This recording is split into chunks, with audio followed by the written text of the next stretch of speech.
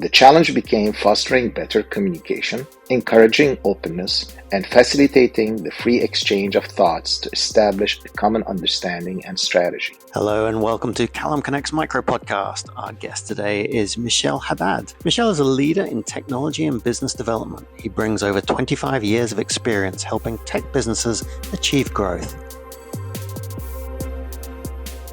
In my 30-year career as a leader, I've encountered numerous challenges, but one particularly interesting experience I'd like to share is overcoming cultural differences to implement a unified strategy. As Peter Drucker famously said, culture eats strategy for breakfast. I can assure you it is true. So how did I tackle this challenge when dealing with an international sales team? A few years ago, I inherited the sales team representing Southeast Asia, the Middle East, and Europe, as the company underwent a transformation into a functionally organized entity. Each team had previously operated independently with its own objectives and strategies. Like any group of people, each team believed their approach was the best and the only way. One might assume that at least in Europe, there would be alignment, but try telling that to the French and the British. Not to mention adding individuals from the Middle East, Eastern Europe, India, and Pakistan. It was quite an experience. Not surprisingly, it turned out that most teams had very similar strategies, but their communication styles were heavily influenced by their individual cultures. The challenge became fostering better communication,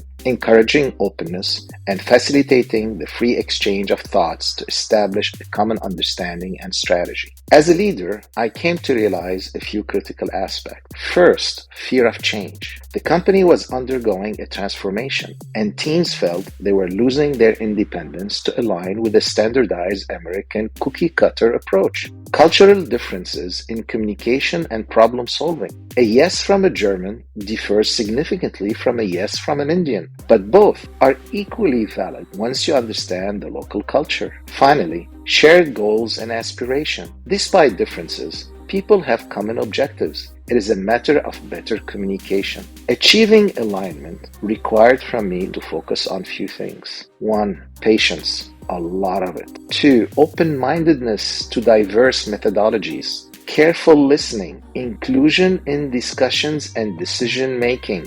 Understanding and acting as a cultural translator. This was key. Being an impedance matcher between cultures. By listening carefully, understanding what they're saying, and helping translate it to each other was key. Allowing for independence while aligning. This was very important because the strategy had to be global, but implementation had to be local, providing the independence the team needed. In the end, I succeeded in cultivating and aligning international sales teams that worked cohesively, felt both unique and global, and delivered a remarkable 10% growth and achieved 108% of the sales quota. If you enjoyed this podcast and would like to find more inspiring information about entrepreneurs around the world doing incredible things, make your way to enterprisezone.cc.